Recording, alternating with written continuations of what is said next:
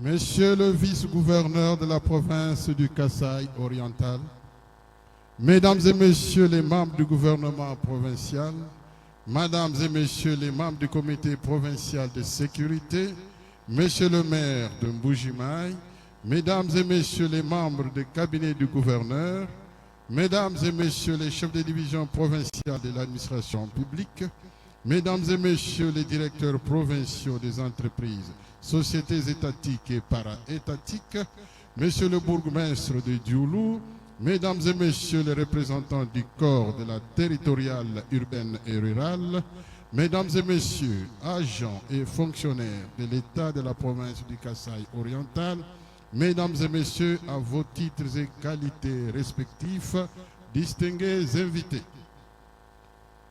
Nous voici encore réunis sur cette esplanade du gouvernorat des provinces dans le cadre de la traditionnelle cérémonie de levée des couleurs nationales dont nous avons décidé de la tenue le premier lundi de chaque mois.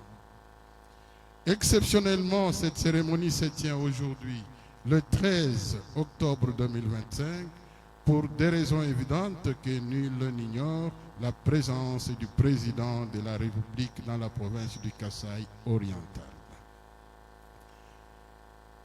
Mais avant de m'étendre pour vous livrer mon adresse de ce jour, j'ai le devoir naturel de rendre grâce à Dieu Tout-Puissant, lui qui a fait non seulement que je parte, mais aussi et surtout que je rentre dans ma province en parfait état de santé.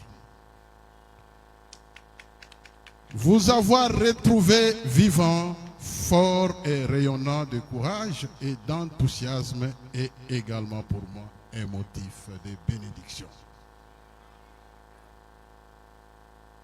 Qu'il me soit permis de rendre hommage mérité au premier citoyen de la République démocratique du Congo, son Excellence, M. Félix Antoine Tshisekedi Tshilombo, président de la République et chef de l'État, qui ne cesse de fournir des efforts afin de protéger l'intégrité du territoire national et faire entendre au loin la voix de la République démocratique du Congo, le cri de la justice, le message de l'unité et de la cohésion pour notre bien-être commun.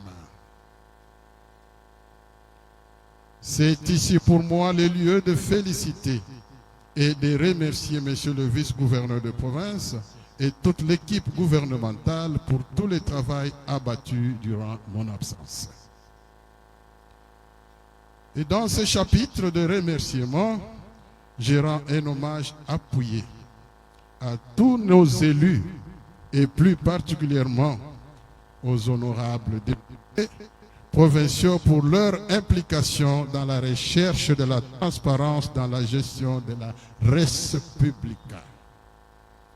À cet effet, j'en appelle à la conscience citoyenne de tout un chacun pour que désormais nous puissions œuvrer main dans la main, et cela dans l'intérêt supérieur de nos populations. Car n'oublions pas que c'est chez nous on dit, ici chez nous on dit, Kashi Munkuna Sanga Ashala Chimwenenu Cheba. Ceci veut dire que nous sommes appelés à laisser des traces et des souvenirs de notre passage à la tête de cette province.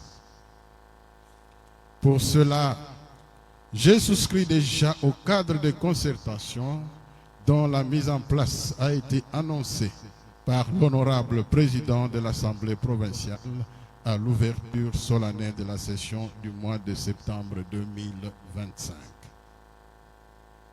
Très chers compatriotes, ma dernière cérémonie de salut au drapeau remonte au 7 mai 2025.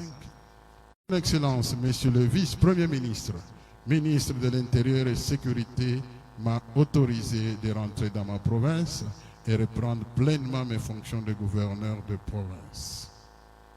Voilà ce qui avait justifié mon absence de 4 mois dans la province du Kasaï oriental. S'agissant des questions sociales et autres questions liées au développement de notre province, quelques points ont interpellé ma conscience. Je tiens d'abord à vous informer que dans mes échanges avec les dirigeants de la société Safrimex, il sera construit sous peu de temps quelques ouvrages d'intérêt public dans notre ville.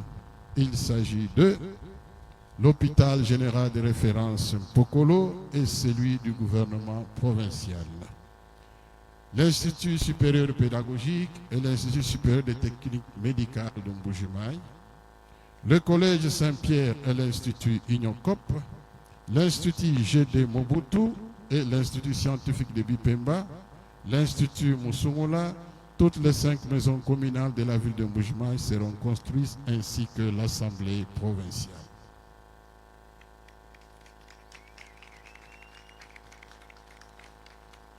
Sur le plan sécuritaire, je suis heureux de constater que le calme règne sur toute l'étendue de notre province, hormis quelques cas de résistance qui se manifestent dans certains coins de la province, notamment à Katanda, où les tireurs de ficelles ne jurent que par la déstabilisation des entités.